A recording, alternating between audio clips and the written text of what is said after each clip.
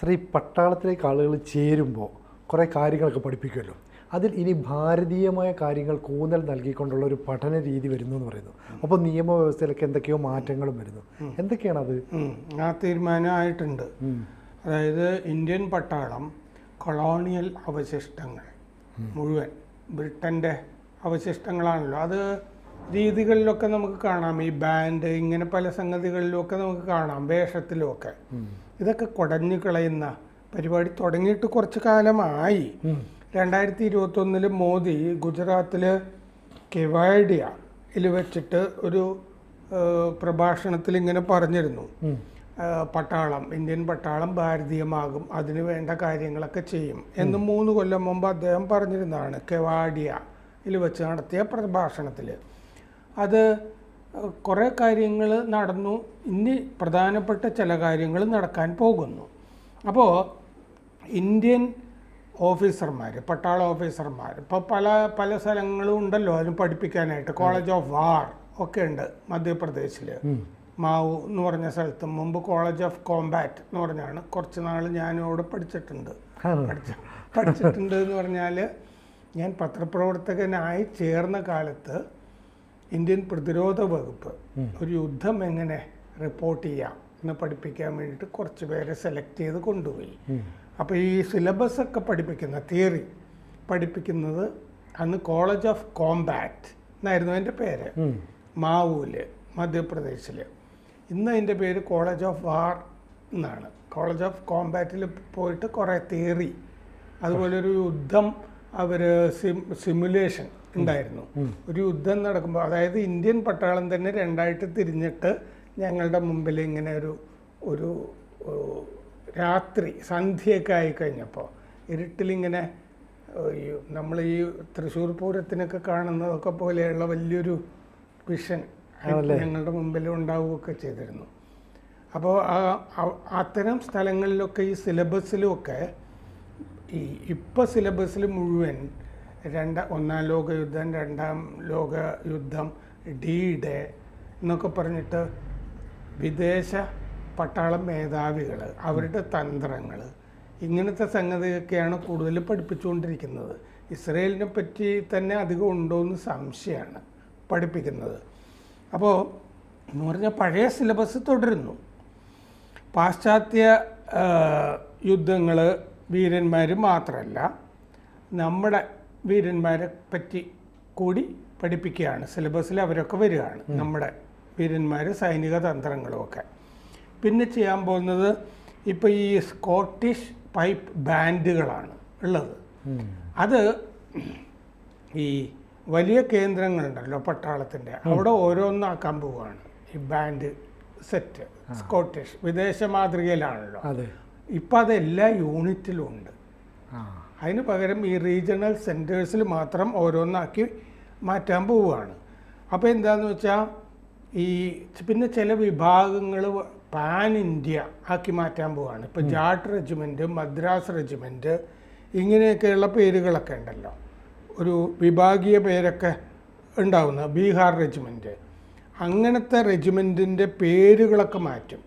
അത് ഈ ആർട്ടില്ലറി armed കവചിത division, പീരങ്കിപ്പട, ഇങ്ങനെയൊക്കെ ഒരു പൊതുപേരുകൾ, അല്ലാതെ ഈ ജാട്ട് റെജിമെൻ്റ് എന്നൊക്കെയുള്ള ജാതി പേരുമൊക്കെ എടുത്ത് മാറ്റി അങ്ങനെ വ്യത്യാസങ്ങൾ വരുത്താനുമൊക്കെ ഉദ്ദേശിക്കുന്നുണ്ട്. പിന്നെ ഇപ്പോൾ ഓരോ സേനയ്ക്കും, വ്യോമസേനയ്ക്ക് വേറെ, കരസേനയ്ക്ക് വേറെ, വ്യോമസേനയ്ക്ക് വേറെ, ഇങ്ങനെയാണ് നിയമം. അങ്ങനെയല്ല, ഇനി ഒരൊറ്റ നിയമം വരാൻ പോകുന്നു, ട്രൈ സർവീസ് ആക്ട് എന്ന് പറഞ്ഞിട്ട്, ത്രിസേന നിയമം. അങ്ങനെ ഒരൊറ്റ നിയമം ആയിട്ട് 3 സേനകളെയും കൂടി ഉൾപ്പെടുത്തി വരാൻ പോകുന്നു. സെക്കന്ദരാബാദ്, ഈ ഹൈദരാബാദും സെക്കന്ദരാബാദും ട്വിൻ സിറ്റീസ്. സെക്കന്ദരാബാദിലെ college of defence management, CDM, അവർ സിലബസ് ഉണ്ടാക്കിക്കൊണ്ടിരിക്കുക ഇങ്ങനെ ഈ വിവരങ്ങളൊക്കെ ചേർത്തിട്ട്. ഗുജറാത്ത് സർവകലാശാലയിലെ ഇന്ത്യ പഠന വകുപ്പ്, ഇൻഡിക് ഡിപ്പാർട്ട്മെൻറ്റ്, അവരാണ് അതിൽ സഹായിക്കുന്നത്. അപ്പോൾ ഓഫീസർമാർക്ക് പഠിക്കുന്ന കോഴ്സിൽ ഇത് നിർബന്ധമായിരിക്കും, നിർബന്ധ വിഷയമായിരിക്കും. അവരൊരു പഠനത്തിൻ്റെ പകുതിയൊക്കെ ആകുമ്പോഴാണ് ഈ ഭാരതീയമായ കാര്യങ്ങളിലേക്കൊക്കെ കയറുക.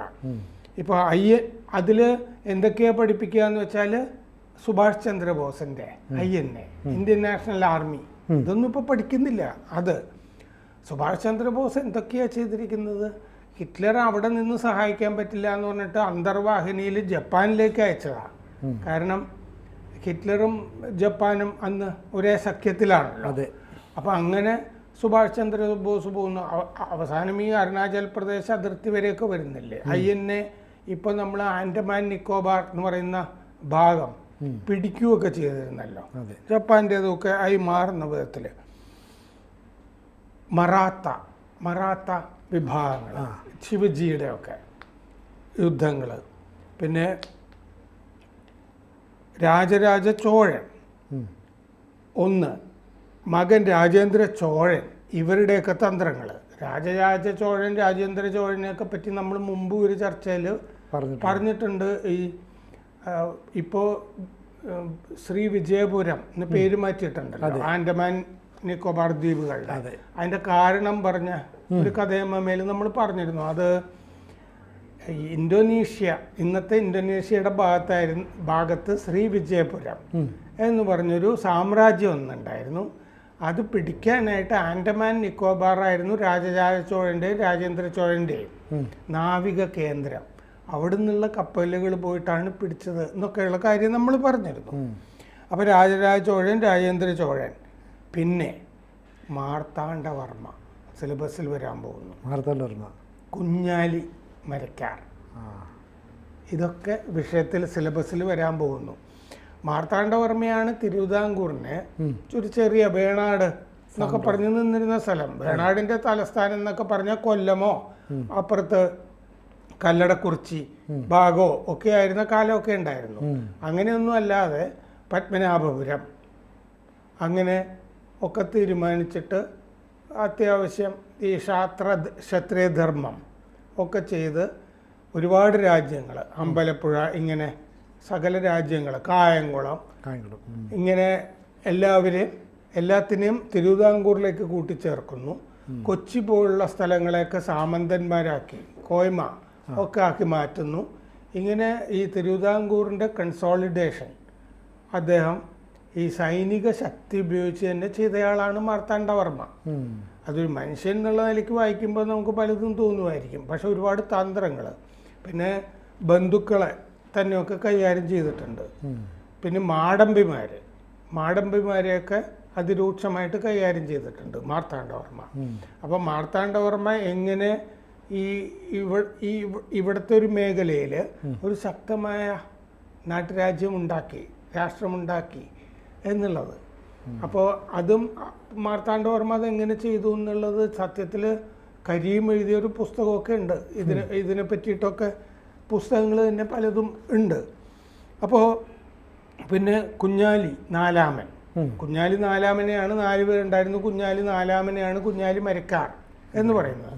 കുഞ്ഞാലി മരക്കാർ അക്കാലത്തെ ചെറിയ ഈ പാക്കപ്പലിലോ ഒക്കെ പോയിട്ട്, കൊളംബോ വരെയൊക്കെ പോയിട്ട് ഒക്കെയാണ് ഈ സമരങ്ങളൊക്കെ നടത്തിക്കൊണ്ടിരുന്നത്.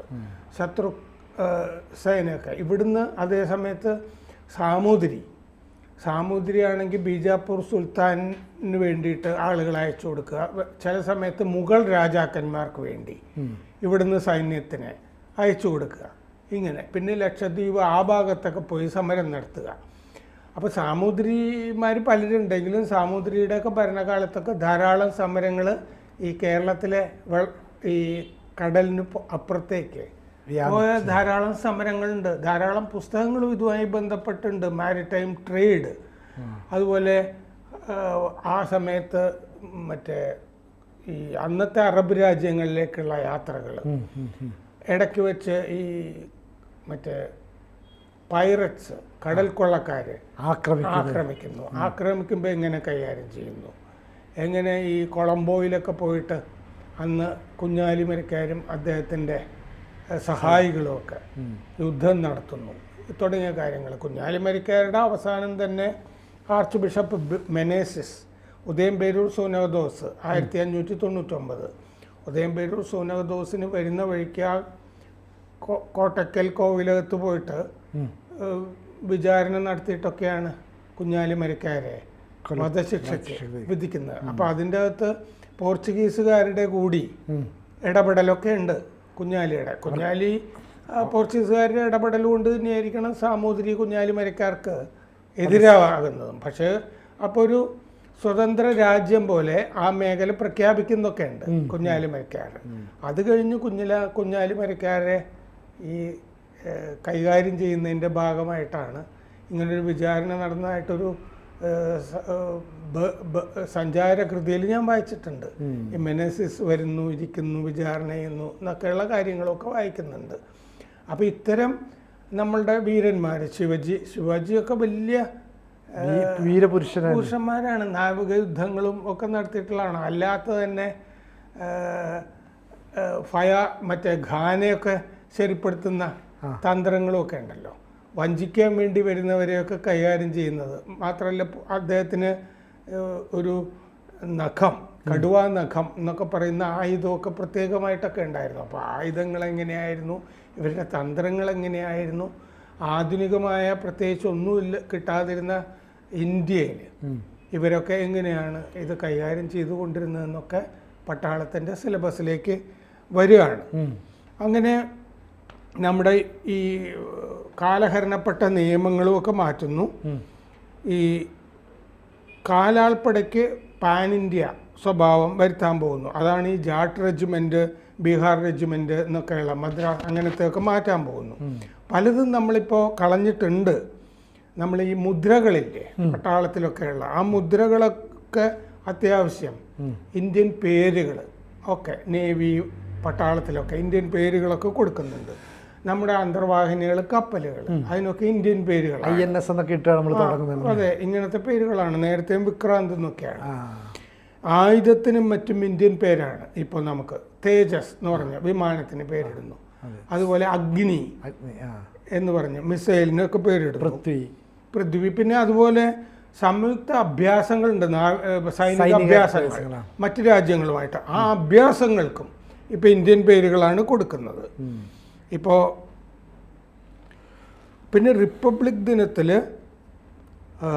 ഇന്ത്യയുടെ ഈണങ്ങളാണിപ്പോൾ, നമ്മുടെ ഭാരതീയമായ ഈണങ്ങളാണ് പാട്ടുകൾക്ക്. ഉപകരണങ്ങൾ, ഇന്ത്യൻ ഉപകരണങ്ങൾ ഉപയോഗിക്കുന്നു.